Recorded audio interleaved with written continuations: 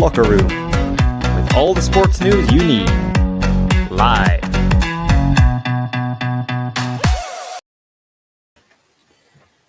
Good evening and welcome to the Locker Room after-match reaction of Scotland 1, Ukraine 3. I am Graham D. I am not the host tonight, but I'm just waiting for Michael to get back. And look, there he is. So I'm going to pass it back over to Michael now. If by magic, I was away getting my makeup on and I had to put plenty of makeup on after that performance. So, so my name is Michael McShune and I'm joined by, obviously, Graham has introduced himself, so that's cool. And I'm joined by Dave Smith as well. And we're here until 11:30. Evening. Hello. Don't forget you can comment on the show just by going on to Twitter and looking up at the Locker Room Indie on Twitter. And we're here until 11:30.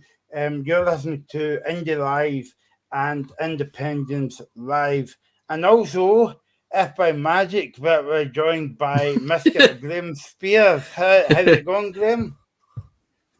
Hi, Michael. How are you? Can you hear me okay? Yeah, I can hear you well. Perfect, Graham. Yep. Hi, Dave. Hi, Graham. Hi, guys. I need to, although we're all very sad, I need to apologise for my unshaven state. But that's secondary. Graham, we've seen worse. Graham. I thought you were actually growing that beard when you watched the whole game of the... yes. Especially the whole game, yeah. So as I said, we're here until 11:30 on Indie Live and Independence Live as well.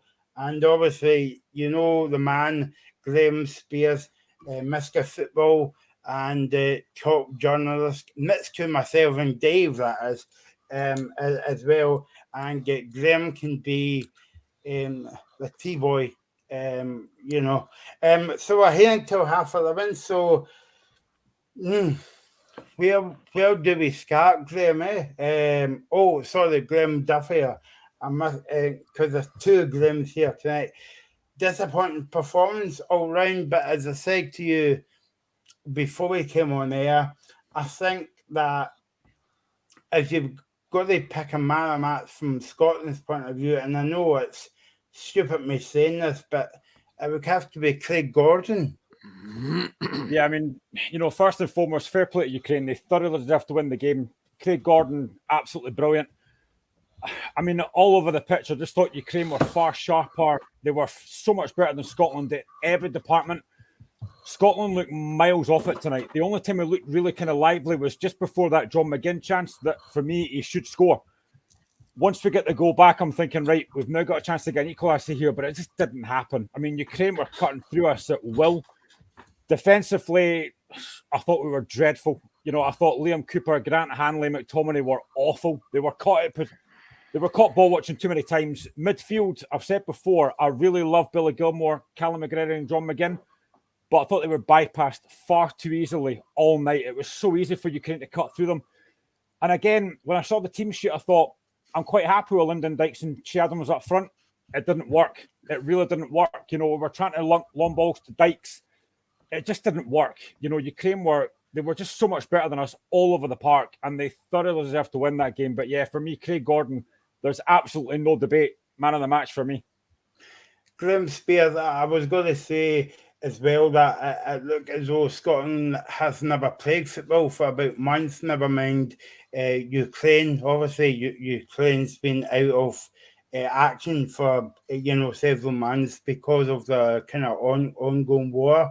But it feels as though Ukraine had more of something to play for tonight, and they were up for the game, where Scotland were just flat as a pancake, as they say in Scotland.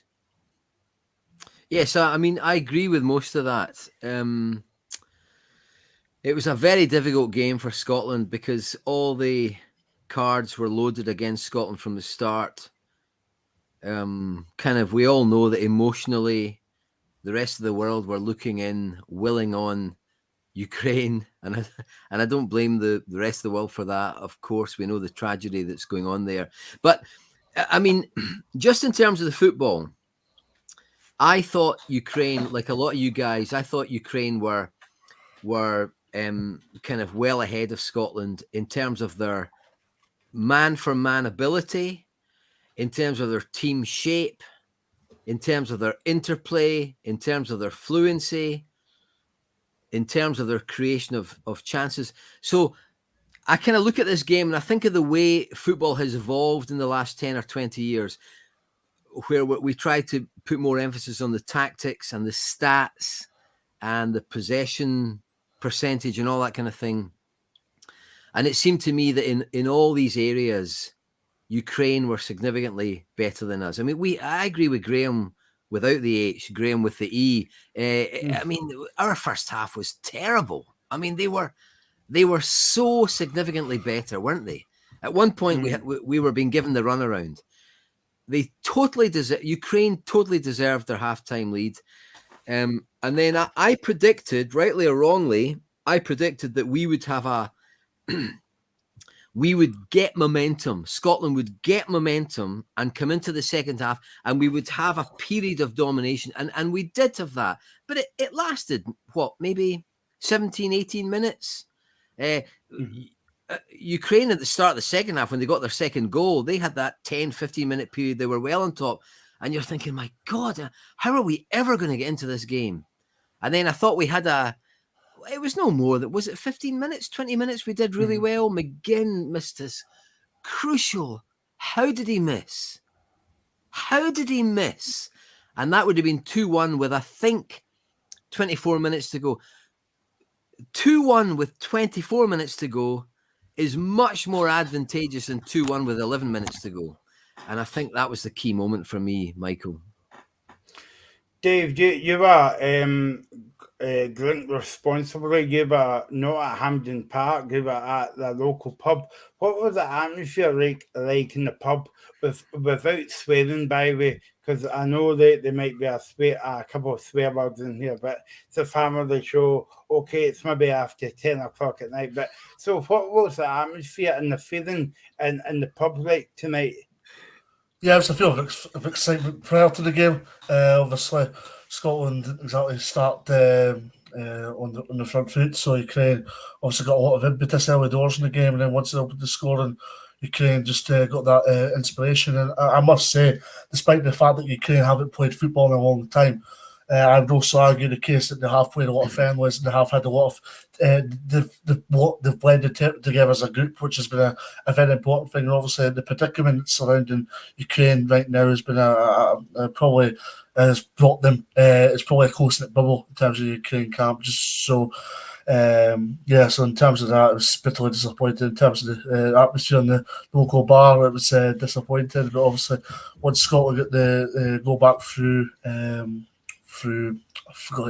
once Scotland got the impetus and got back into the game, obviously the atmosphere did liven up a wee bit, but ultimately it was too little too late. And I agree with what Spearsy said. Spearsy, sorry, I'm calling you Spearsy because there's two Grahams, of course, but I agree with what Spearsy is saying, just in terms of the fact that Ukraine were all over Scotland in the first half. Scotland looked like a side that had been completely jaded. It looked like they had a pre-season mentality, if I'm going to be brutally honest about it. They had a mentality where they thought it was maybe a sick kick about in the local park along the road. It didn't feel like a World Cup playoff semi-final by any stretch of imagination. From a Scotland point of view, it was bitterly disappointing. And I was speaking to John Blaisdell from the Tartan Army magazine. I've got to give him a wee plug as well, because it's the Swedish Adventure book that just came out. He was at Hampden Park with that on Monday with Craig Brown.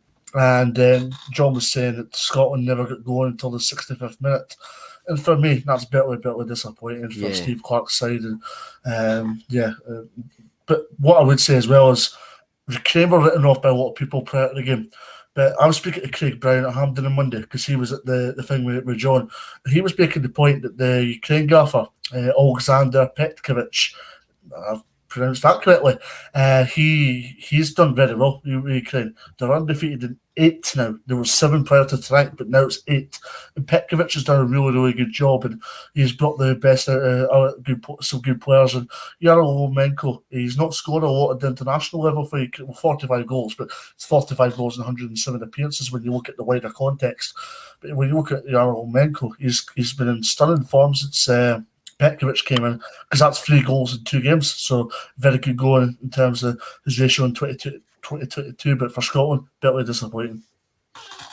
Just looking at some quotes now coming out from Sky. Andy Robertson says, "We'll go again. The best team won tonight." And I suppose Graham Spears, that you couldn't argue with that, his assessment on the game. No, I wouldn't argue with that. And I hate saying this, but I thought Andy Robertson was a bit lacking over the 90 minutes. There were 2 or 3 or maybe 4 situations in the game when he was man on man with the ball, and he either lost out or he misjudged or he gave a loose pass. There was the time was it in the last 10 minutes when we desperately needed to be in the final third, and he had the ball and he had the chance, and he just misjudged it, and he lost control, and they broke up the pitch, and it just swallowed up an extra minute of lost momentum for Scotland. And Andy Robertson's a super player. We all know that. And he's a great player for Scotland and a great player for Liverpool. But tonight, I was watching the game with my little lad, and I actually said at halftime or after 50 minutes, I can't remember, Andy Robertson looks like a player who's played 59 or 60 games this season. Agreed. He just didn't have the 10% precision you needed for such a key game. I thought, I mean, I think the usual phrase in football is,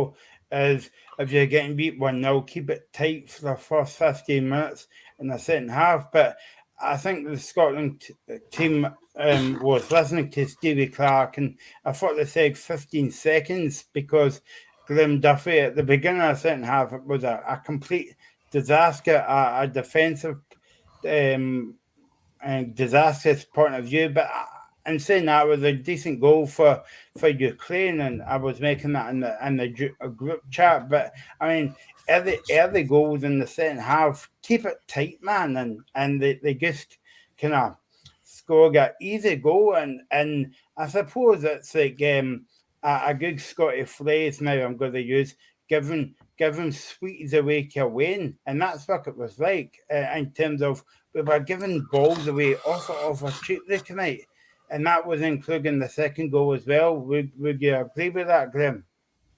I mean, I would have thought Steve Clarke in that dressing room at halftime would have said, right, start the second half well, play on the front foot, get after Ukraine, and we do the exact opposite. We just let Ukraine dominate right for the start of that second half, and once that second goal goes in, it's a long, long way back. I mean, right from kickoff, we just didn't look at it at all tonight. We looked miles off the pace right for the start. Now, I said before, you have to give credit to Ukraine. Ukraine were excellent tonight, but we made it far, far too easy. I think Graham's right. I think Andy Robertson, for me, he looked like he had played a lot of games. And I think the after effects of that Madrid game, plus the bus parade on Sunday in Liverpool City Centre, I think that's probably taken an effect, because he looked so far off it tonight. But just all over the pitch, nothing seemed to work. I thought, again, when I saw the team sheet, I thought picking Aaron Hickey is a bold move. And I thought he did okay at times. I don't think he looked over-order in him, but I just thought nothing really happened for Scotland tonight until the last 15 minutes or so. That John McGinn chance is an absolute sitter. You have to score these. That's an absolutely golden opportunity. You score that, you're right back in the game. You give yourself a chance to get back in it. I was sitting with, my son's 10-year-old. I was sitting with him watching that tonight. I'm thinking, I think my son could have scored that. I could have done that blindfolded. It was an absolute sitter. But listen, Ukraine deserved that. There was no doubt about that. They just looked sharper, fitter, stronger. But I keep going back to this. Defensively, I thought Liam Cooper, Scott McTominay and Grant Hanley were dreadful tonight. Now, I've said this before. I'm not a massive McTominay fan in defence. I think in midfield, he's okay. Defensively, I don't rate the guy. I think his positioning's poor. And I thought that happened all night tonight. Yeah, because I was going to say, please keep your comments coming on the Locker Room Twitter page, but Locker Room Indie on Twitter. Graham Maloney has commented something that you said, Graham Duffy, 2 minutes ago, and we were talking about this before we came on there. He says, I told you so, Handy was a total nightmare. And to be fair, let's grow the guy a bit of slack. He is a professional football player. And stuff, but when it comes to international level, I don't think he's kind of like good enough in that team. Would you agree, Dave? Well, I've made the point in the group chat to James Elliott, and James Elliott had a wee tit for tat with me on that front. I mean, I'm a big believer that let's get this first and foremost straightforward. Club and international football is two different complexities, just in terms of standard, in terms of tactical nous upon individual players, not as a team, but individual players. It's two totally different complexions.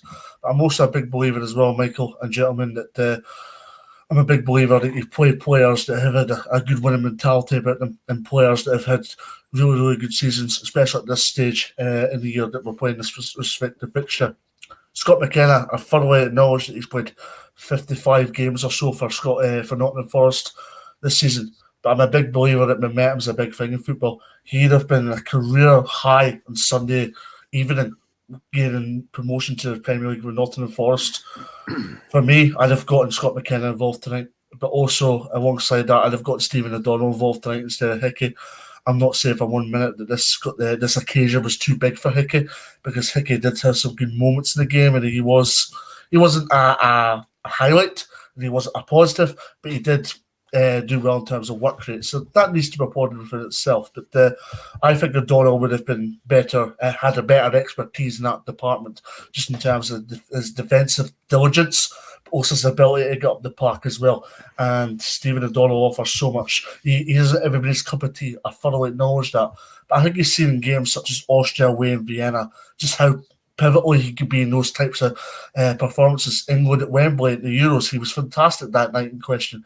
For me, he delivers on the big stage. Yeah, as I said, he's not everybody's cup of tea. He'll never be everybody's glass of tents on a Saturday night. But he is one of those players that will always look to give 100% to the Scotland jersey.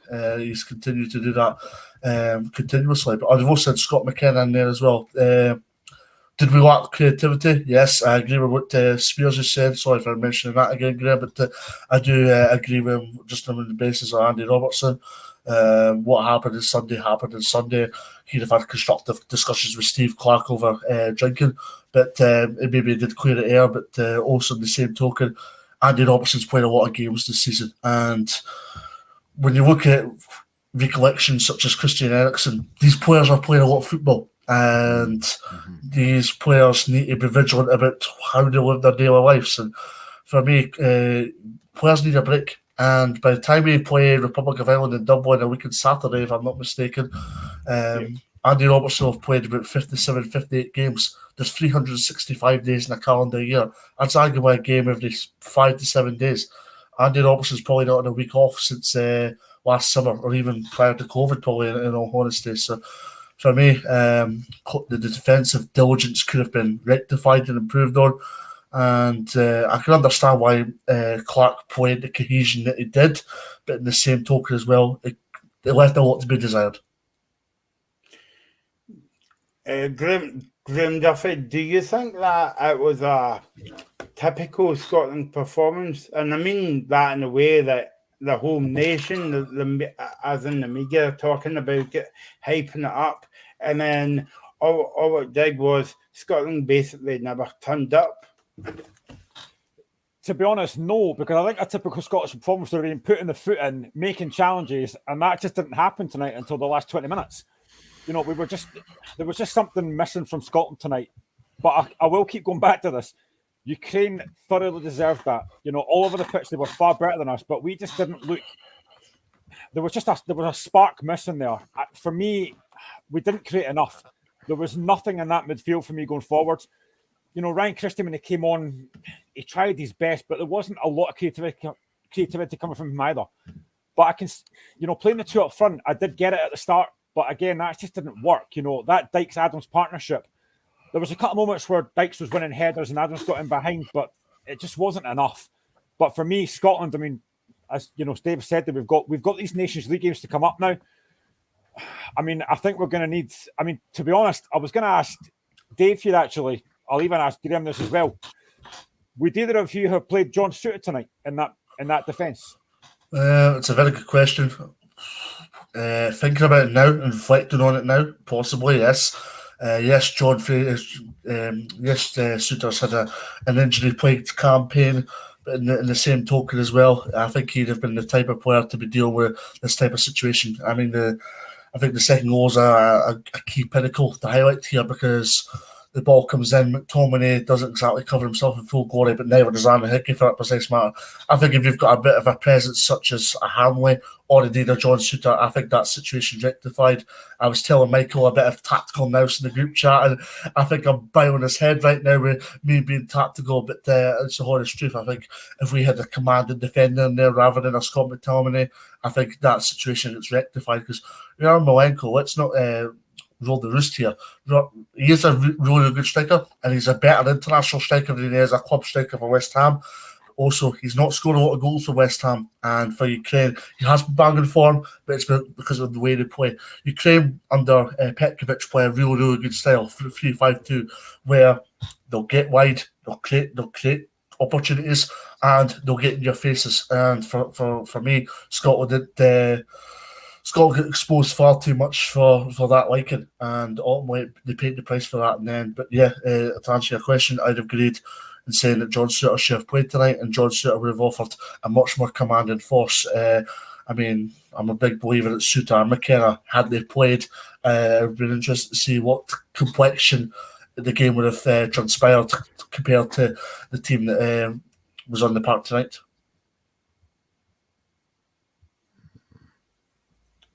Yeah, I'm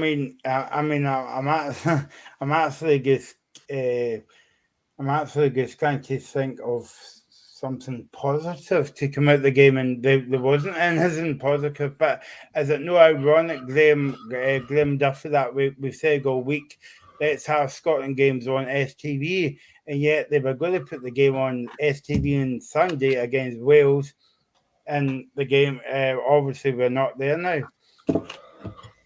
Well, I suppose the only positive thing is we've got a night off on Sunday, but I'd rather have been on the show talking about Scotland playing against Wales. But it is what it is. We don't deserve to be there because we weren't good enough tonight. Let's just state simple facts: we were not good enough tonight. And I think a lot of those players need to go away now and think, could I have done more tonight? And I think if you look in the mirror, they would have said, yes, I think I could have done. But I'm not going to put any blame on Aaron Hickey. That was his first start in a Scotland shirt. And I think he did fine tonight. I think he worked really hard. He tried to get up and down that flank. But for me, there wasn't enough senior players in that squad that offered anywhere near enough for me tonight. Grimsby, how do you think Stevie Clark will pick up the team now? Obviously, they've got a full week before they kick off the Nations League games at Hampden a week tonight, I think it is, against Amiga. And people was expecting Scotland to win, but it's in that people was expecting Scotland to win tonight, and they never turned up. So how do you think that he's going to lift the team and obviously the nation for that game that's Wednesday? Because even though it's like mega, it's a big game for the nation. It is. I think it's. I mean, Michael, I think that's a pretty difficult issue for Steve Clark, who, I mean, I've listened with interest to what Dave has said and what Graham has said, and I agree with a lot of it. I mean, we're all disappointed tonight because we were beaten by a clearly better team who were, I thought, technically and tactically and physically and organisationally better than us. I've heard what your other guys have said, and I agree with much of it. You can't deny it. I mean, apart from a 20-minute period, we weren't quite outclassed, but we were outplayed for a lot of the game. So now I think this is really difficult for Steve Clark because, the Nations League in one way is important because it can offer us a back gate pass into the Euros. We know that because that's what happened the last time. I mean, previous Scotland managers must have said, this guy Steve Clarke, in 2022, how did he manage to pull this trick off? We won a couple of games, one against Israel, was one against Albania. Before you knew it, we were on the brink of appearing in the Euros. I mean, it was a side gate pass into Euros, and I've not studied closely the evolution of qualifying for the Nations League, but I think it's more or less the same. It can offer you an incredible opportunity, a fast track onto the top stage. So it's important. But the thing is, Michael, this was the game, wasn't it? Tonight was the game. And I've spoken to pals of mine and media colleagues of mine and guys on a Monday night that I play five-side football with and guys in my local village pub. This was the game tonight. This was the one we all wanted. So for Steve Clarke, you've got this issue of this psychological issue of this was the one we were all geared for to get to Cardiff on Sunday and get to World Cup, which would have been brilliant, and it's gone. So there's that psychological blow of it's gone. Plus, I mean, we're now going to be into the second week of June. Some of these Scotland players are going to be gagging for a holiday. They've been playing since middle of July. And they're looking at their watches saying, my God, when does this end? When do we, So I think it's no fault of Steve Clarke's. I think this is a tough shift for him going into this Nations League thing. You've got to lift players. You've got to keep them going. He'll rejig his squad. Players will depart. Other players will come in. It might look a bit odd. But tonight was the night. And I come back to that 68th minute. I don't know how John McGinn missed it. I don't know how he missed it. I know it happens in football. Random moments, where some fluke element takes place where a simple chance goes a begging. That was the key for me. Ukraine deserved to win. I agree with Graham and I agree with Dave. Ukraine deserved to win, but that was the moment. If that had gone in, we would have been. It's fine margins, Graham. It's fine. Absolutely. It's fine. Absolutely, Dave. And you know what? I mean, John McGinn. I bet we all agree. Well, John McGinn is a super Scotland player. He just made a mistake. He tried to glance it inside the post, didn't he? And he just got his angles wrong, and it went 5 inches beyond the post. He just got it. He was out by. You're right, Dave. It was fine margin. He missed by inches. That might have changed it, but it doesn't come back from the fact that Ukraine deserved to win. And now Steve Clarke has kind of got to pick up the pieces. This was the big show. This was the big top. This was the Lord Mayor's show, to use in this Platinum Jubilee week, whatever the hell the jargon is. And now we've got to somehow gather ourselves around for these games. I don't envy Steve Clarke trying to pick up the pieces. Do you think Michael, can I just ask a quick question, right? Now, I'm no manager, I'm no tactical genius, right? But you're 2-1 down at home. You have to score. Now, I know we don't have a massive dearth of Scotland strikers, but why would you not put Ross Stewart on up front? The guy's been scoring goals for Sunderland. You need a goal. Why would you not put him on? Well, this is how football management works. It's about finding out the X's, the Y's, and the Z's to try and force your way back into a game. It's not about, right, let's get one over opposition now. It's modern day football game, right? It's about finding the A's, having a plan A in terms of that game plan. If it's not working, try plan B, plan C, plan D, plan E, plan F, plan G, all the way to plan Z. And I agree with you. Ross Stewart should have came on, beg your pardon, sorry. But in the same token as well, Steve Clarke's the mastermind behind this. He'd have been looking at this by saying, Ross Stewart's not going to change the game. But when you look at it in its total entirety, we needed a little bit more urgency, and we needed a bit more desire in the forward areas of the park. There was, especially in the last few minutes of the game, and there was a lot of pass back to Craig Gordon passed to Hickey, or Craig Gordon passed to the left by Andy Robertson, or Craig Gordon passed to midfielder or defender, midfielder, vice versa. There wasn't a lot of punt into the box, try and win the battle kind of thing like we would see in the 1990s. There was a lot of pass, tiki-taka, hope for the best. And for me, it did work. And would Ross Stewart made a difference with the way we were playing? I don't think we would have, but he would have been a good player to bring on, absolutely, yeah. I'm intrigued by that question, Graham, because I know where you're coming from. And listen, I think I've watched football. Well, I'm scared to say I've watched football for 45 years all my life, but I've watched it for 30 years as a journalist, and I think you'll agree with me, Graham, that as Davis said, there can be 3 or 4 or 5 or 6 or 7 different options facing a manager on a bench with 25 minutes to go. I think maybe Steve Clarke thought the key area was not the final third, but the middle third. I think he thought the middle third was where we had to get traction and control to then make things happen in the final third. I may be wrong, but I think that's what he was thinking. So Stuart Armstrong came on, and I thought he gave a bit of urgency, as he always does. He scurries around the place, doesn't he, Stuart Armstrong? And I don't know, would Ross Stewart, would he have? I just wonder. He's got a goal scorer. He's got a goal scorer instinct about him. He's got momentum, but would he coming from the third tier of English football? Would he have done it at that level? I'm not sure. Good question. I'm not sure, but I know what you're saying, Graham. Maybe it was worth the punt when we're chasing the game. I just think for me, you're putting Grant Hanley up front.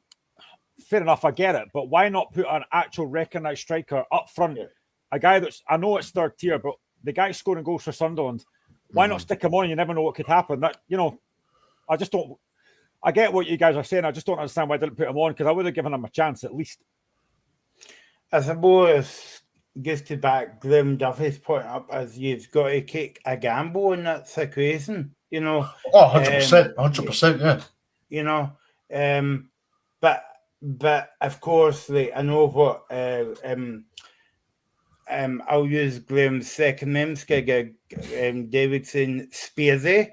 But I know what you're saying, Graham, about he's coming from the third tier of football. But it can either make it's one of these ones where it can either make him or break him, if you know what I mean. Yeah, and listen, Michael and Graham, I'll contradict myself by saying he shouldn't be in the squad if Steve Clarke didn't think he could do something, and he was there on the bench.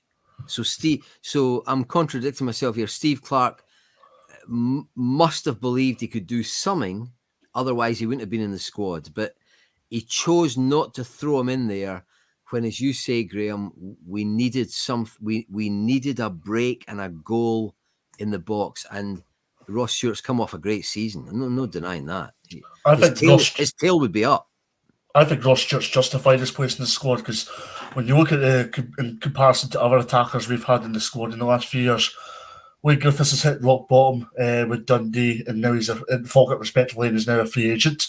Jason Cummings was in the Scotland periphery a couple of years ago, and now he's in Australia, doing well in Australia, I may add, but on the periphery and doing absolutely nothing. He was absolutely horrible at Dundee under James McPeak, of course, and then you look at other players that have been in the periphery and just haven't done enough and have either went elsewhere or went to different clubs. For me, Ross Stewart's had a terrific season at Sunderland and the promotion to Championship, and he's justifiably gave himself a place in the Scotland squad. I was wanting to ask Graham actually while he's on. We've spoken about this on the show a few times before, and I've mentioned this as well. I've just mentioned the fact that Scotland for a while have had a real lack of dearth of strikers. We've only got Lyndon Dykes, we've got Adams, we've got obviously Ross Stewart. Is there anyone else that you've seen that you think could potentially be in that Scotland squad? I know obviously Lawrence Shankland was in about the squad. Do you see anyone else pushing away into that Scotland squad at all in that striker role? Because I'm not really seeing a lot of that, to be honest. No. No, I don't. I'm sorry to say. And the decline, I just don't. I mean, Lyndon Dykes came along. He was doing well in the second tier, playing at QPR. They fell away. Thank goodness Shea Adams made the decision to play for us, because I think he gives us quite a bit. He's got lovely technique. He's got a decent pace. He's got physical presence. You know, Graham, I keep coming back to a time when me and 5 or 6 or 7 football writers sat around a table with Brendan Rodgers in June 2017. Was it June? Was it that May or June when Lee Griffith scored 2 against England? May or June? Yes, it was. It was. Okay. Yeah. And we sat around a table with Brendan Rodgers, who had just completed his first season as manager of Celtic and won the treble. And Brendan, for guys like me, Brendan was brilliant to talk to. He gave us his time. He was very engaging and very articulate and very interesting.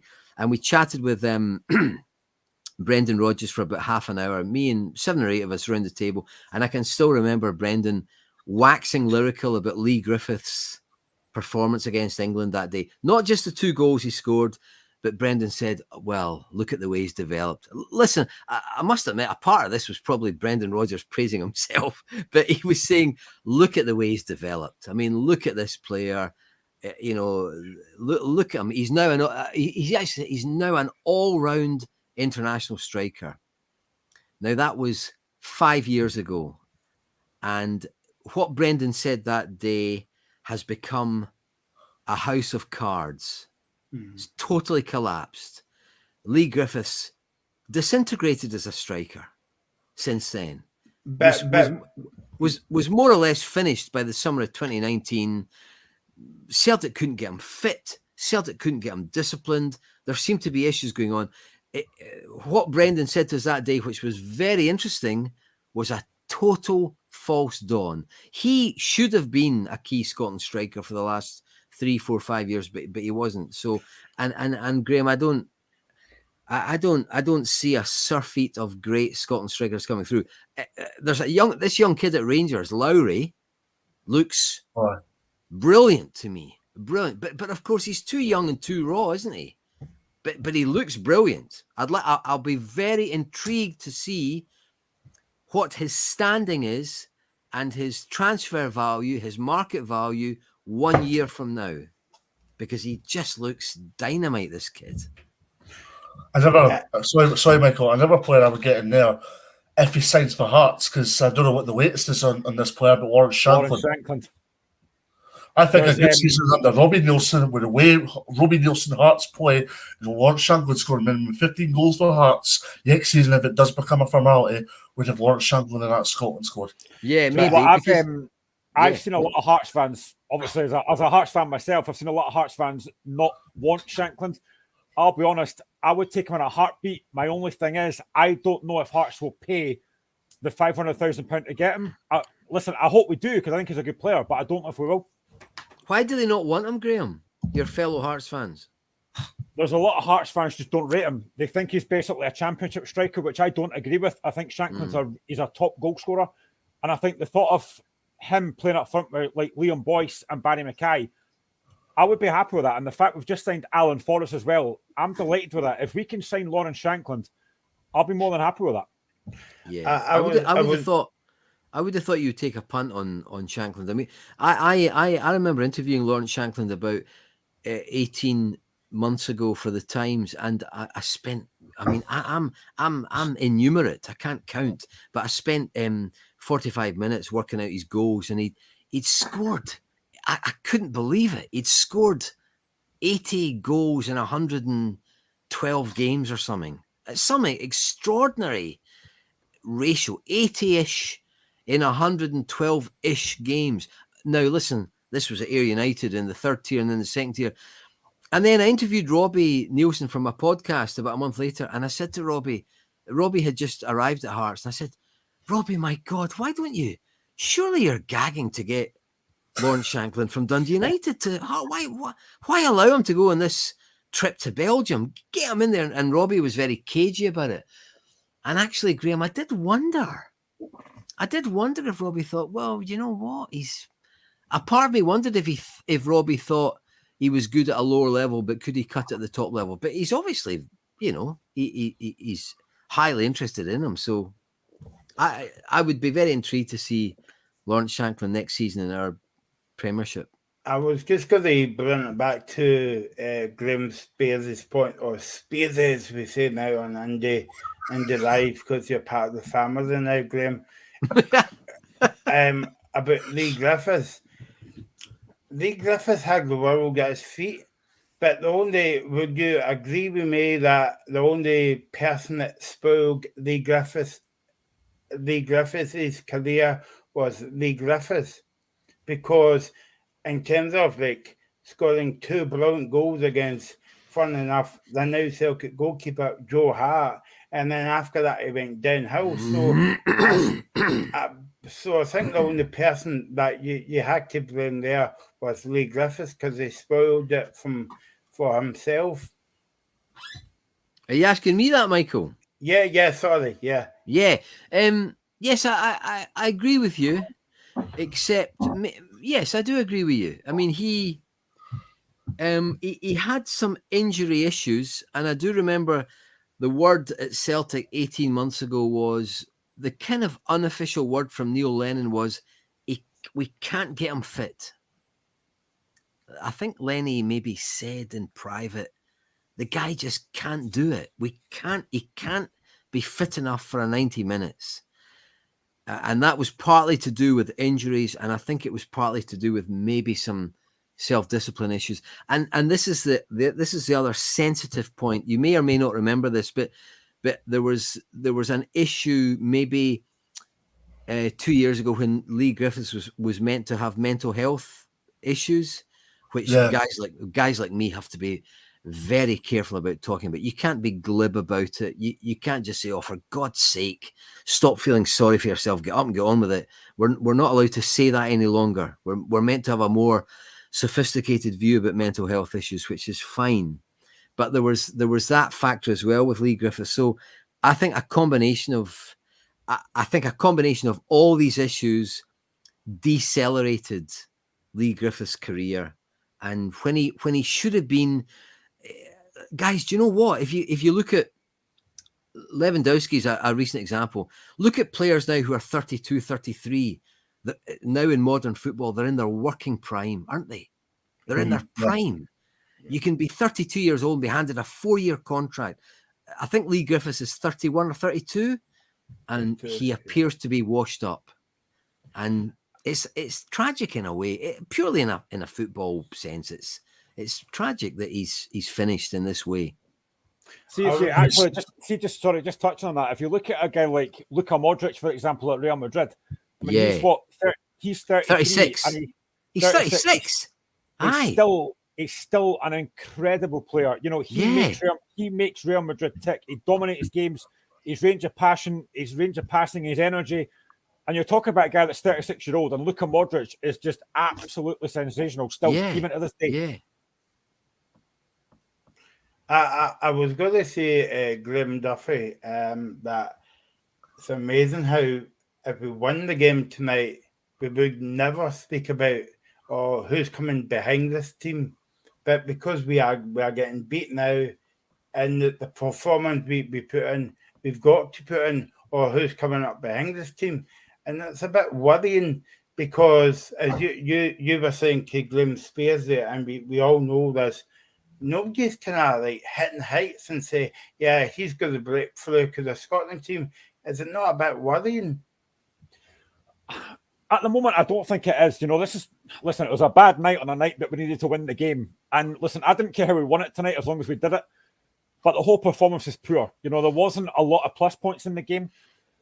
Now, I've said numerous times again on the show about Scotland that for me, I am a massive, massive fan of Billy Gilmore. But again, tonight, he was off the pace as well. I think he tried a few things that didn't quite work out. But it was just a really poor night tonight all round. But I don't think, you know, if you look at these Nations League games, we've got a mini or 2 games in Ireland once. These are games that, you're right, you know, these are games that Scotland should be winning. But on the back of this tonight, am I worried now?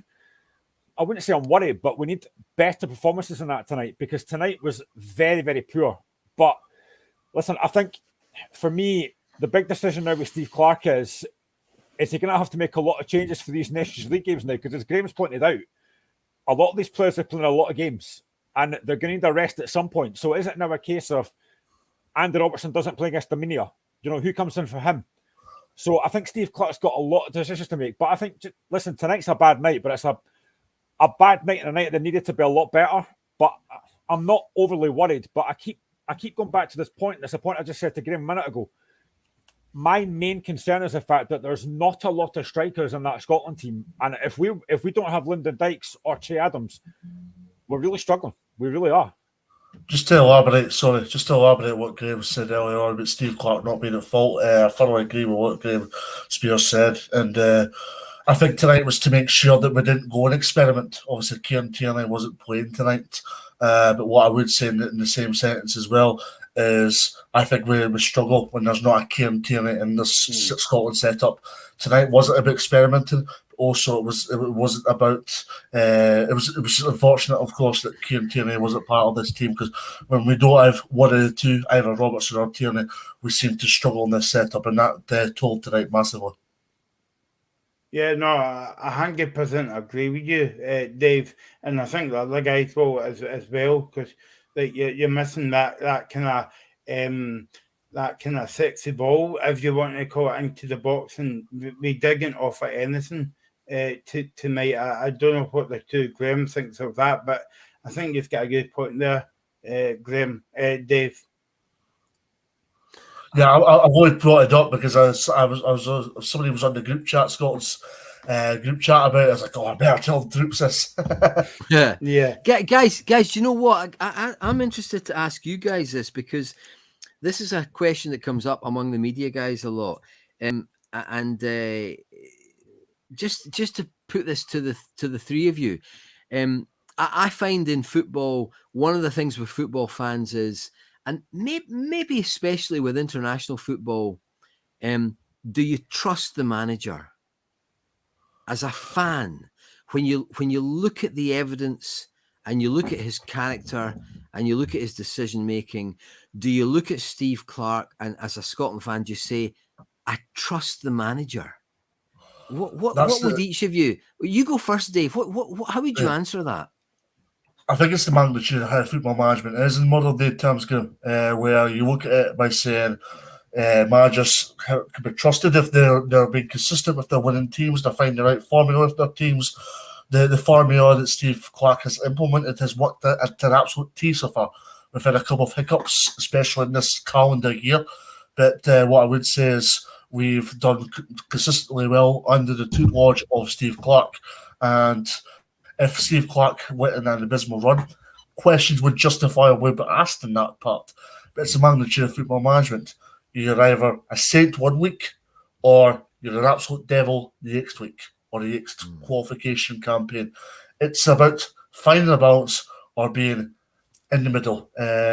For Steve Clarke, he's in the middle at this precise moment in time. A lot of promise, but still a lot more to get through. And that's what Steve Clarke has to envisage moving forward in terms of trying to get qualification for Euro 2024, because I think it's a big one for Steve Clarke in terms of the way SFA process their managers. They seem to get 3 qualification campaigns, and if they fail at the third attempt or fourth attempt, they seem to be told there's your P45. What do you think, Michael, in this issue of trusting Steve Clarke? I think Dave's right. I think football fans are very fickle, Graham, because when we come on there tonight, I'm not going to tell you what some of the comments were on different Twitter feed, but it was get Clarke too, and stuff like that. But if you come back and ask us this question after the next couple of qualifying games in the Nations League, we'll be able to give you an answer. But you can't really knock Stevie Clarke's record so far. Okay, as you say, they got into the Euro through the back door, but they still got there. we could get easily went through the back door and still failed and still be failed, and Stevie Clark will be like Stevie who at the moment. So you've got to give Stevie Clark a bit of credit. Okay, maybe not tonight. But you can't blame everything.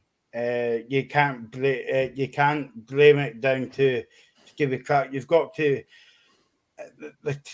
see. I kind of feel sorry for. I don't know how you guys feel like, because obviously Stevie Clark's got to take say, he's rubbish and he's poor manager as well. But you've got to look at the team as well. The team never actually turned up tonight. So I think you've got to cut him a bit of slack at the moment. But as I said, if you come back on the show and next week, whenever the last Nations League game is, then I might have a different opinion. But yeah, he's got to have a run of these games and then see where it goes from there. I mean, on paper at the moment, you would fancy Scotland could beat Amiga, and people will say, well, it's on Amiga, Scotland should walk over the top of them. But it doesn't matter. As we all know, football doesn't get played on paper. You've still got to beat them. And I think his big test might come up in Ireland. What is that, week on Saturday now?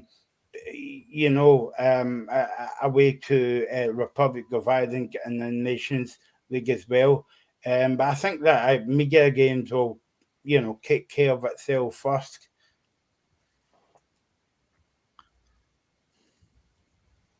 What do you think, Graham? Yeah, I mean, listen, I do trust Steve Clark. I think... Mike?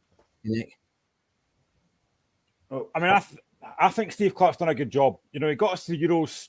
That game against England, I thought we were excellent. But I think, as we all know, every manager is one result away from people saying he should be sacked. As a Hearts fan who wanted Robin Nielsen out last season after Brora, I was one of those people. But I mean, I think you have to say that Steve Clark has done a really good job.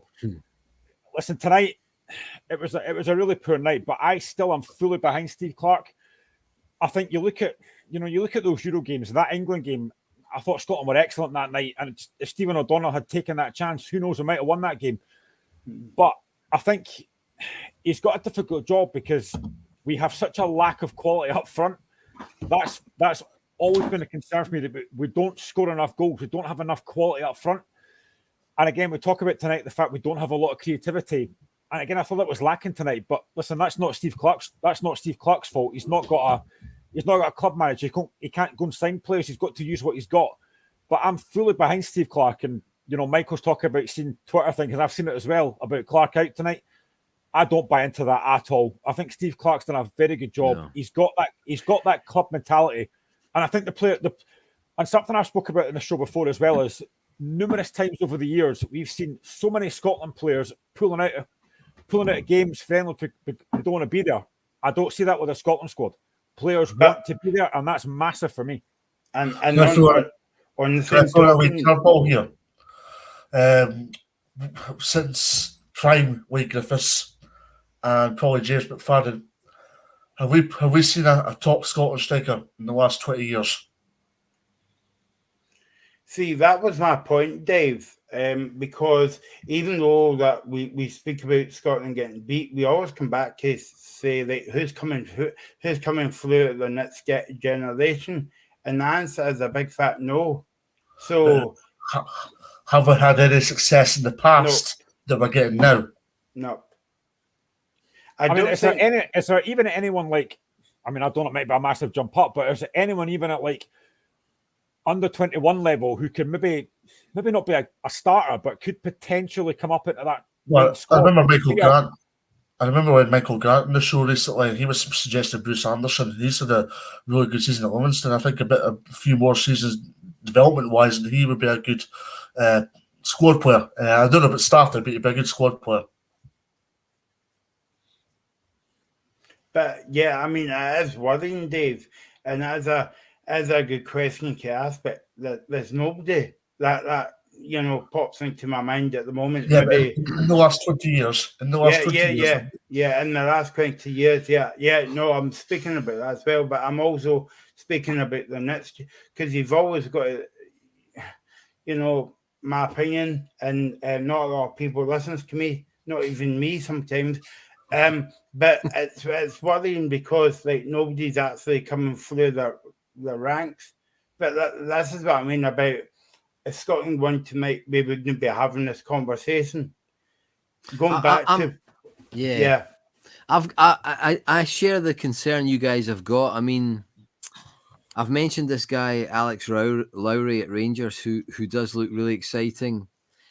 But I watched Billy Gilmore tonight and in some other games, and I think of a piece I did in the Times about 15 months ago, in which I was kind of echoing what other people have said, which was that Billy Gilmore might be the most exciting Scotland player to emerge since Kenny Dalglish 50 years ago. And I know when I wrote it, I thought, gosh, this is a weighty claim to make. You better make sure this is semi-credible when you plunge in like that as a pundit. And I'd seen some really exciting. Do you remember some of these European games he played for Celtic when Frank Lampard played them? And brilliant possession, knitting possession endlessly. But I've seen Billy Gilmore now a couple of times with Scotland, and I've thought, I wonder if some of this hype has been justified.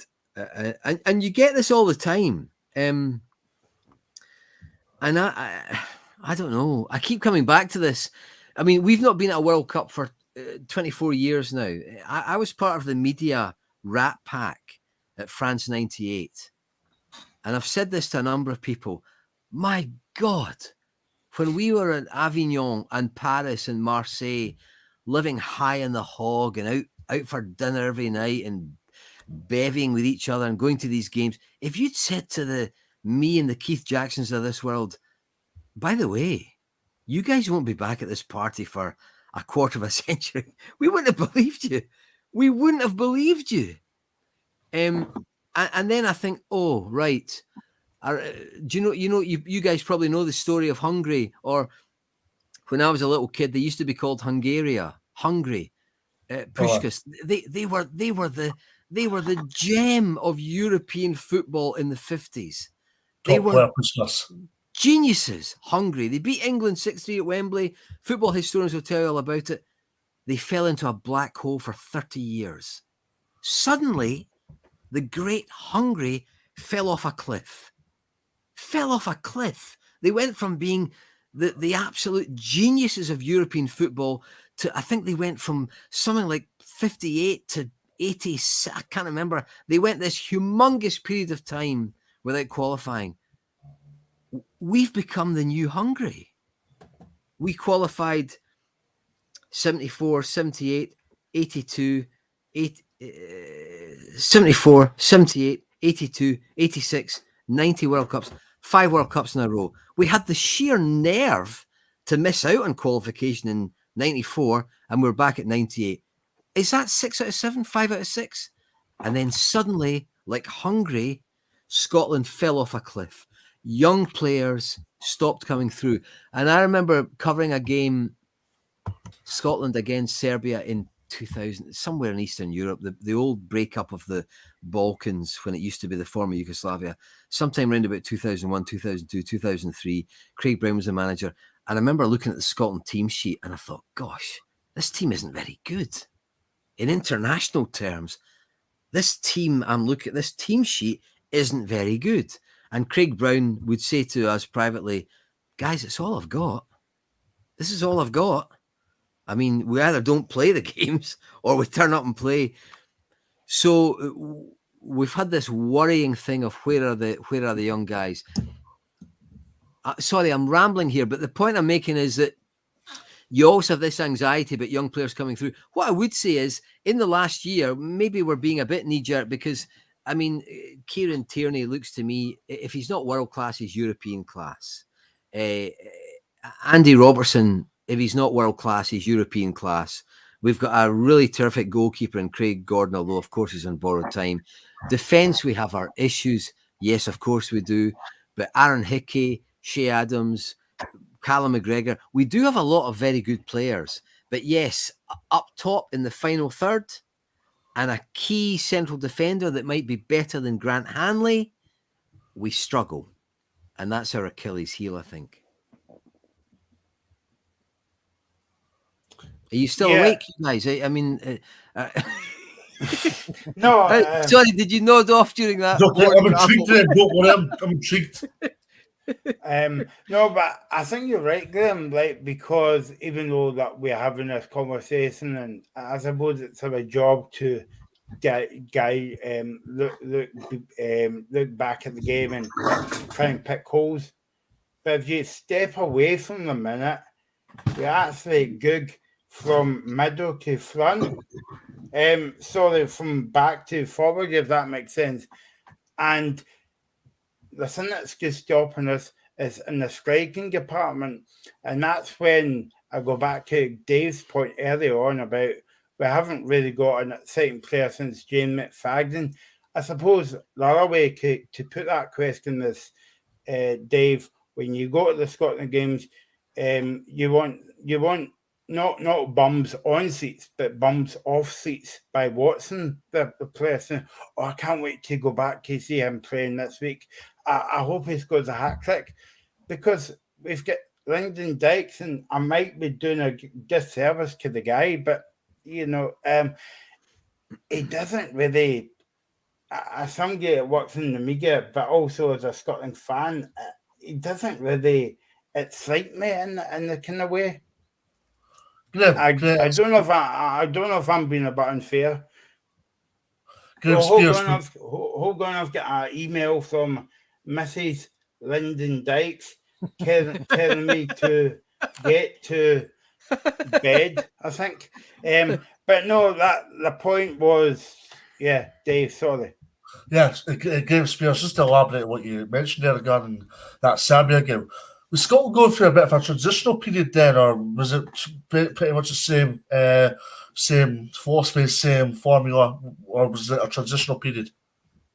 The playoff game against Serbia? Yeah. What the game I looked... Sorry, yeah, back in 2000. And, I tell you what... It's so long ago now, it's a bit confused in my mind. I think the team we played, it was either Serbia or Montenegro, or was it Serbia and Montenegro? I can't remember. But it was in Eastern Europe, and it was a European qualifier. And Billy Dodds played in the game. I remember that. Billy Dodds played in the game. But I just remember thinking we didn't... Players like Joe Jordan would have looked at the team sheet. I spoke to Joe Jordan today about something. Joe Jordan would have looked at the team sheet and said, "What the hell are these guys doing playing for Scotland? They're not good enough to play for Scotland." And Dave, that was how it was. That's how you felt about it then. I mean, I don't know if you guys remember it, but Craig Brown, after France 98, we failed to get to 2000. We failed to get to 2002. And we, as a footballing nation, we went through this grim period when it seemed that genuine international players were not available to us. We had honest Tommies coming into the team, doing their best. That's how I remember it. I think the game was against Serbia, but I can't quite remember. Michael. Yeah, no. I was just looking at the website about the game, and it really brings it home because, as Graham Spears was on about earlier on, about Scotland is a big footballing nation, yet we've never been to the World Cup since '98. That's like, maybe I'm being a bit hard on Scotland again because obviously the nature of the game, but that's a bit embarrassing. For us, it is, and I'm pretty sure I'm by far the oldest on this panel. But when I was a kid growing up in the 70s, just imagine it. I loved football. I loved Scottish football, We qualified for this 1974 World Cup. We qualified for the 1978 World Cup. England didn't go to 74. England didn't go to 78. We qualified for the 82 World Cup. England finally caught up with us. They qualified for the 82 World Cup. We both went to the 86 World Cup. 90 World Cup. So in my youth and in my teenage and early 20s, we qualified for 5 World Cups in a row. So my generation thought, this is where we belong. We belong on the world stage of really good footballing nations, even more filled with pride because we were a really small nation. It was absolutely brilliant. But as I say, then we fell off this cliff, and it was to do with it. It was to do with all these changes in society that happened, where there was a time in the 50s and 60s when all young kids, all young boys did was play football. And then suddenly they did other things. I've debated this with Judy Murray, Andy's mum. And I've actually said, damn you, Judy. Damn you. Because what happened was we were a football nation. We were good at football. And then smart Alex, that you came along, Judy, and you said, kids, I've got an idea. Let's play badminton and squash and tennis and, and she was quite right. She was quite right. And we produced this brilliant superstar, Andy Murray. But damn you, Judy, what you did was, you and your fellow like mind, you diluted our football culture. You bloody well encouraged kids to think of other sports. And we've had squash champions, we've had skiing champions, haven't we? We've actually diversified in sport, but then we came a cropper in the king of sports, football. We suddenly went down the pan a bit. It's all Judy Murray's fault. I think Graham Duffy was ready to jump in when you said "damn you," Graham Spears, and I was saying, I will see the Hibs fans, by the way. I wish I would go back to the hotel that they built and never came back out to it, and stuff like that. But I suppose like you're right with that, like comment, Graham, as well. And I'm just looking that this is Ukraine's first time of kind of like the fifth attempt of qualifying. Semi qualifying if they beat Wales on Sunday, because this is like the fifth time they've attempted to qualify. They failed back in 97, 2001, 2009 and 2013. So yeah, but everybody wants Ukraine to win the World Cup now. But but I mean, no, but seriously, all in all, well done to Ukraine. They deserve a bit of happiness at the moment as well. But from our point of view, not good enough again, Graham Duffy. No, it wasn't. It was really poor. I was just thinking back to 2019. I know it's a while ago, but when we were getting hammered in Kazakhstan by 3-0 in what was an absolutely dreadful performance, from then to now, it has actually got a lot better. And do you know there's only 2 players that started that game that started tonight? Do you know who that was? No. Craig Gordon would be one. Nope. Really? Callum McGregor. Sorry, Graham. 2019. Yeah. When we Who played did you Kazakhstan. mention, Dave? Sorry, Graham. Did somebody get one of them right? Yeah, I think Callum McGregor. And there's one more. I'm going to hazard a guess, right? And this is a pure guess, right? And then I'm going to run down circles, naked if I get this right. Tayling Tierney. I'm glad you got that wrong. Start tonight. It could be Grant Hanley. No, I'll tell you, it was John McGinn. I was right. Just skipped my head. Now, I'll tell you, the side that night was Scott Bain in goal. It was a back four of Graham Shinney, Scott McKenna, David Bates, and Liam Palmer. A midfield 3 of John McGinn, Callum McGregor, and Stuart Armstrong. And I've just talked about the fact we've got a lack of strikers. Our strikers that night were James Forrest, Ollie McBurney, and Oliver Burke. Now, from that to this, it is far, far better. But listen, tonight was just a poor night. I mean, I spoke earlier about the fact we don't have a lot of creativity. And listen, this guy's not a youngster, but I'm going to be biased here because I love the guy. But I personally would love to see Barry Mackay in that Scotland strip. I think he's got that bit of magic that can create something. He can unlock a door. Now, I know then you might think, well, who's he creating for? Because we've got Dykes and Adams up front. But I just think Barry Mackay has got something a little bit different about him. And I think he'd be brilliant on that side. When you look at the shots and goal tonight, right, it's hard to believe that Scotland were very, very poor, right? But I'm just looking at the match statistics tonight, right? Scotland had 14 shots and goal. Ukraine had 15. That's hard to believe. Because shots on target. We get well beaten this one. Scotland 4, Ukraine 8. And obviously we get beat in corner kicks. 5, we had 5, Ukraine had 6, and all that. I just thought we get out just for the anoraks of the game, including me and Mr. Spears as well.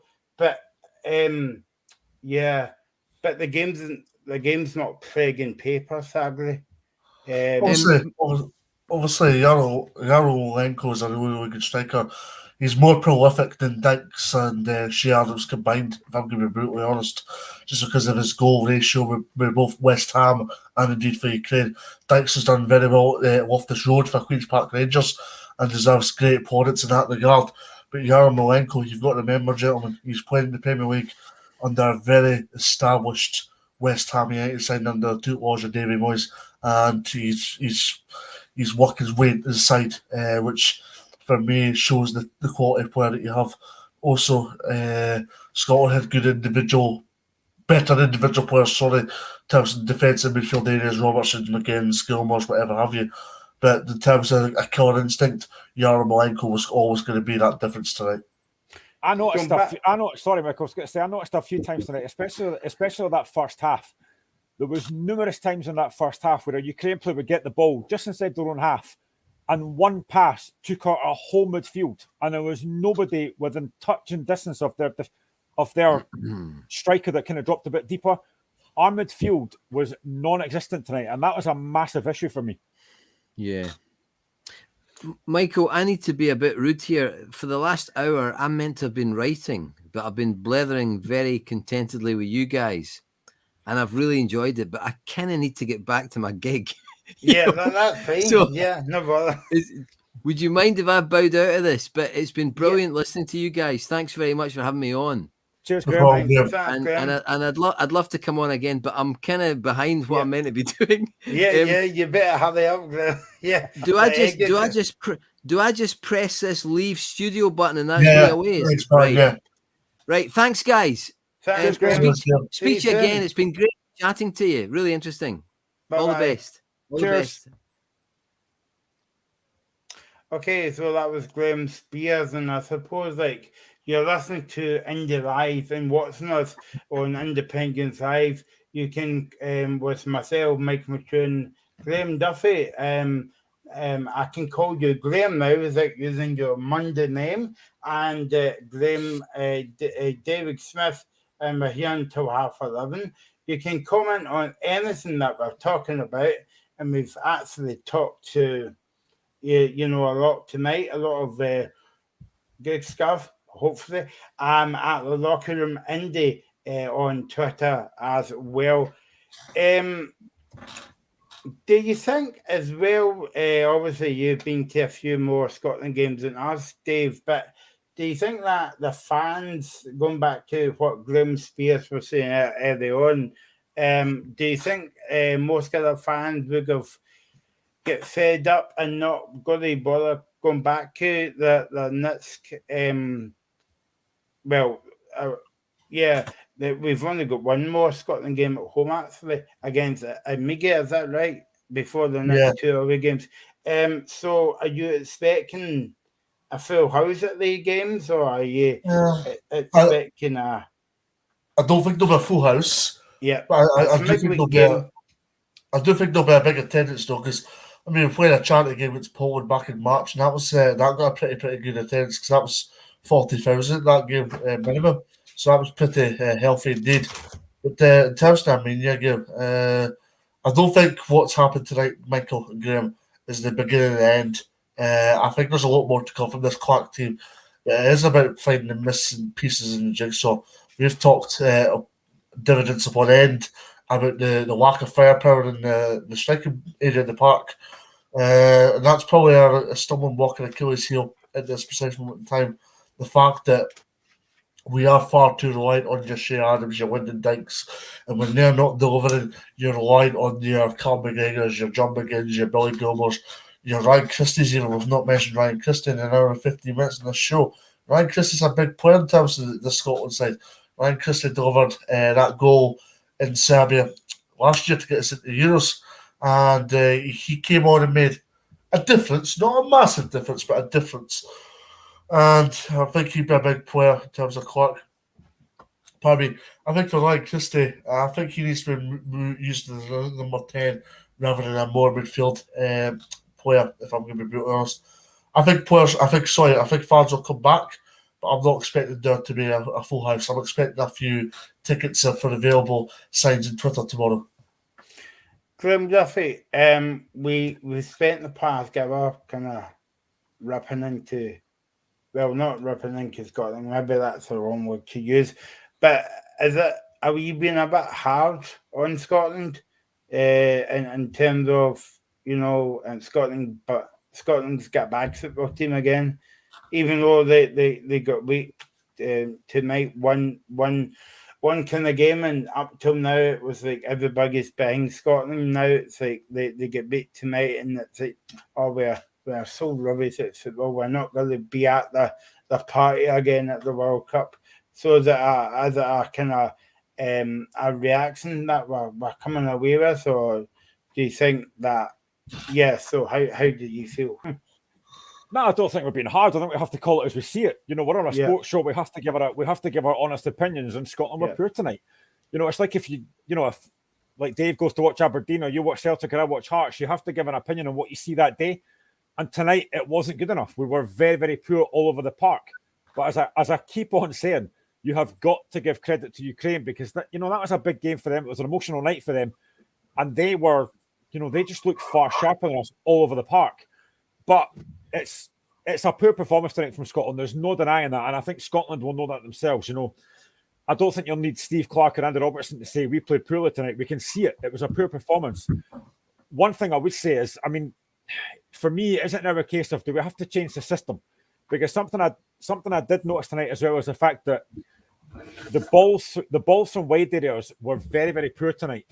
Now, listen, I'm not saying it was a massive difference, but do you think somebody like, I don't know, Ryan Fraser or a James Forrest getting down that line and putting decent crosses in, would that have made a difference tonight?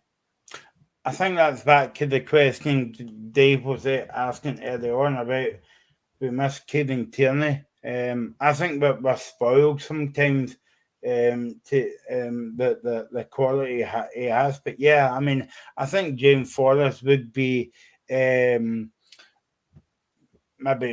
not in the maybe not Sky Kicks the game tonight being a sub, because obviously last season he's been out half of the season with injury. Ryan Fraser, maybe, but it's back to the question about if we don't speak about Fraser and Forrest, who else have we got? Again, it's a massive issue. We don't have a lot of options out wide either. It's a big problem, but it's something that Clark's got to try and solve. And listen, we're obviously not going to World Cup. It's disappointing, but I think it now is a case of, for these Nations League games, do we have to freshen it up? Do we bring certain players in? Is it, for example, will Ross Stewart get a chance now? Because let's be honest, I really don't think. You're right what you said earlier about Lyndon Dykes. I think Dykes has something to offer, but for me, I would like to see Ross Stewart maybe getting a chance now in that Armenia game, maybe even the Ireland game, and see what he's got to offer. Because for me, Lyndon Dykes again tonight for that first 45 minutes was very, very poor. And okay, I might hold my hands up and say, yeah, I've been quite critical of Lincoln Dykes tonight. And by the way, thanks for your email, Mrs. Dykes. I will take you up on that cup of tea after the show. But I think I said to you, Graham, in the show when we've covered Scotland games before, I would rather have him in that number 10 role than number 9.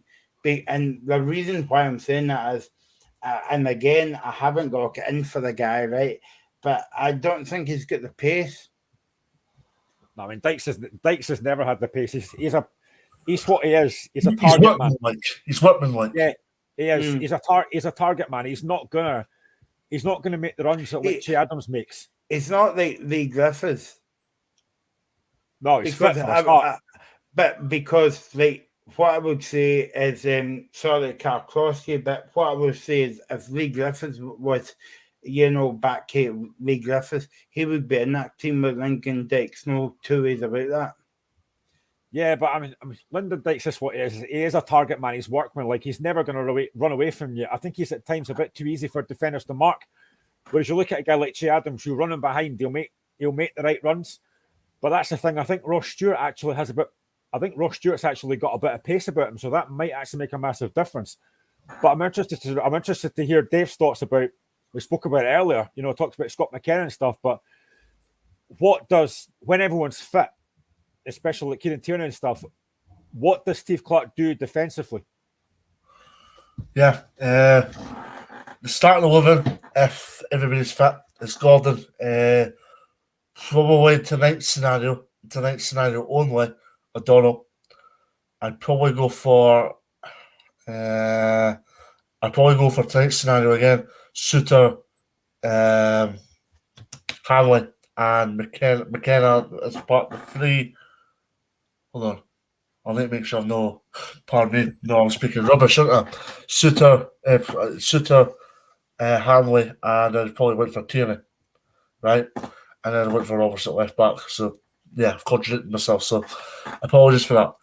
Midfield 3, and I've stayed with that 3. And then, because of the striking options, you've got no choice. But Ross Stewart would have been a good reserve, indeed. And I do hope Ross Stewart gets a chance against either Armenia or Republic of Ireland now, because I think he deserves it. That's what I'm saying. He scored goals for fun at Sunderland. Republic of Ireland will have a similar squad in terms of calibre of player, and so will Armenia. There's a perfect opportunity for Ross Stewart to come in and hit the ground running early doors. And I think if Ross Stewart starts Winston scores a goal, I think he can get a lot of momentum out of that. Graham Zumsky's just commented on Twitter that remember, if you want to comment on Twitter, you can do so at Locker Room Indie on Twitter. Joe Walker says, I genuinely believe that Craig Gordon is a top 5 shot stopper in the world. Now, do you go along with that, Graham? Obviously you might say yes. Yeah. I thought that, yeah. I should have came to Dave on that question. I mean, the thing is, right, you look at, even before Ukraine scored, they had at least 2 or 3 chances before that, and Gordon kept us in it. That goal was coming. And but for Craig Gordon, it could have been a lot more. The guy's just, I've said this numerous times, the guy is just an absolutely phenomenal goalkeeper. Yes, he's getting older, but he just gets better. His first real save, Graham, was 7 minutes. So that showed you how Ukraine was in top for the whole game. I mean, I think you mentioned it earlier, when was our first shot on target? Oh, it must have been it must have been after John McGinn's kind of like miss. I think we had a shot. I think you might be right, because I think it was in Sky Sports that said 0-6 in terms of attempts. Yep. And that was to Ukraine, obviously. Yeah. And even if you look at our goal, it wasn't really a shot on target, was it? It's poor goalkeeping, but we'll take it. As James Elliott said, a fluke. Yeah, I mean, to be honest with you, Graham, like, we could be sitting here tonight winning extra time and playing rubbish, but you would still take it. Exactly. And then if you get to penalties, you stick David Marshall and go for that. Maybe, sure. Okay, so let's look ahead now to the 3 games. Saturday, but not on Sunday night. Nations League games on Wednesday. I thought it was on Tuesday, but there you go. What do I know? Mainly on Tuesday night. Republic of Ireland on Saturday, and then Armenia again on, I think it's the following Tuesday night as well. Just to give you the times of the shows, if you're interested. 10 o'clock for the Armenia game. Ireland will on air from 7 till 8:30.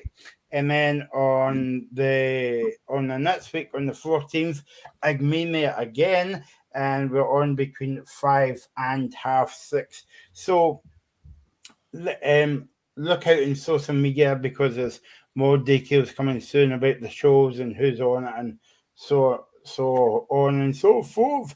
Okay, so let's look ahead to the Nations League games, Dave. How does we've got a full week to prepare for the game, and do you think it's a good thing that the first game's at home?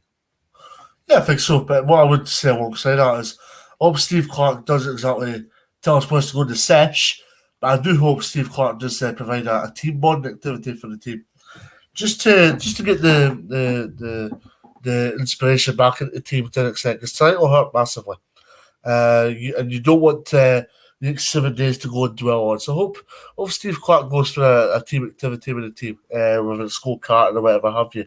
Steve Clarke will think of something. He's a magician that way. But because I mean, these players have played a lot of football, and it'd be very easy for players to not give up their.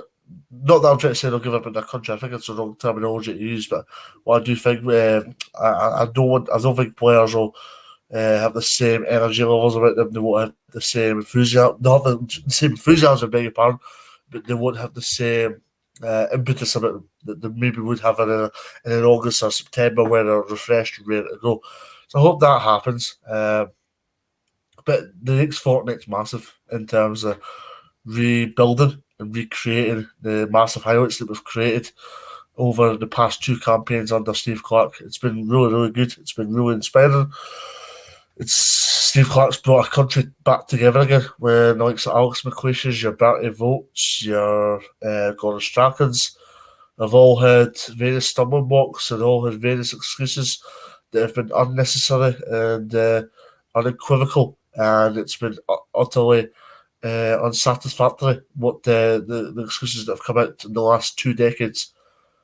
We reached the Euros, fantastic, great achievement. We wanted more again tonight. Bitterly disappointed. Can we get more? 100%. The next fortnight will go a long, long way to seeing how the next 2 years will shape up.